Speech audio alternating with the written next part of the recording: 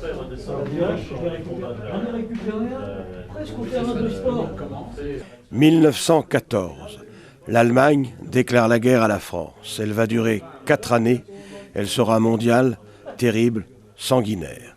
Pour commémorer les 100 ans de celle qu'on appellera la Grande Guerre, presque toutes les communes de France ont à leur échelle voulu marquer ce centenaire. Comme à Mousillon, par exemple, en proposant au public une émouvante exposition.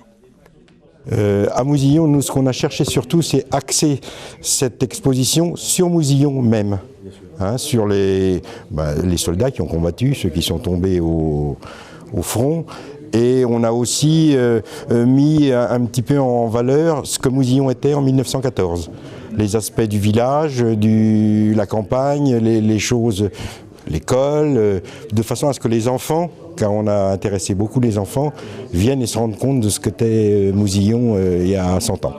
Exposition donc un peu pédagogique aussi. Un peu pédagogique, oui. Un peu pédagogique. Est-ce qu'il y a eu beaucoup de Mousillonnais qui sont tombés au front pendant la guerre de 14-18 ? 59. 59 sont tombés sur 256 partis. Ce qui est une moyenne un petit peu par rapport à Valette, vous avez 250 morts et il y avait à peu près les mêmes proportions, hein, vis-à-vis des habitants. Ça fait presque un quart. Ça fait presque un quart, oui. C'est énorme. Ah, énorme. Il faut se dire qu'en 1914, il n'y avait que 1100 habitants à Mousillon. Donc 50 hommes de moins, c'est quelque chose. Cette guerre de 14-18 qui est un horrible massacre de part et d'autre, oui. D'ailleurs, qui, d'après vous, a été le personnage le plus emblématique de cette guerre 14-18 ? En tant que militaire, bon, évidemment, celui qui commandait, c'était Joffre. Hein. Bon, il faut reconnaître que son plan 17 n'a pas été une réussite. Hein. Il faut se rappeler qu'en 1914, sous l'ordre du ministre de la guerre de l'époque, Joffre a limogé 140 généraux. Et 40 ensuite. Bon, je pense que celui qui a un petit peu sauvé les apparences, c'est Pétain. Pétain est venu, il était pour l'offensif. Il avait fait en 1915 une percée dont Joffre n'a pas cru. C'est la seule percée qui existait, ce qui aurait pu peut-être, bien sûr, arrêter la guerre.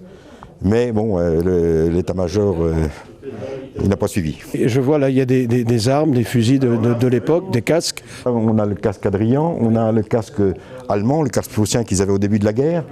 Le casque à pointe. Oui, alors pourquoi une pointe ? Pourquoi une pointe ? Tout simplement, ça servait de ventilation. Pour la tête, pour les tissus qu'il y avait à l'intérieur du casque, pour pas qu'ils moisissent, parce que le casque, il l'avait pratiquement 24 heures sur 24. Hein. Il n'était pas question de se... Non, c'était pas... Non, c'était pas du tout pour attaquer, c'était vraiment pour la ventilation. Souvenirs conservés par les familles, affiches, uniformes, publications de l'époque, de tout un peu pour aider au devoir de mémoire.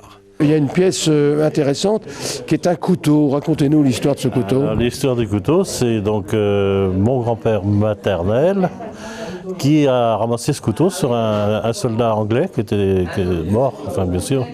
Bon, la petite histoire, c'est qu'il a surtout servi à ouvrir des boîtes de conserve. C'est la grand-mère l'utilisait pour ouvrir ses boîtes de conserve. En fait, il est officiel comme dotation dans l'armée anglaise.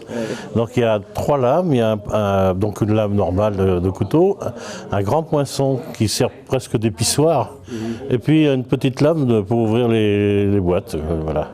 Qu'est-ce qu'on peut voir d'autre d'original dans cette exposition ? Dans l'exposition, il y a quand même plein de choses. Certains objets qui ont été rapportés, faits par les soldats, dont une pièce extraordinaire qui est un violon, qui a été fait avec des douilles d'obus, mais de la même taille qu'un vrai violon.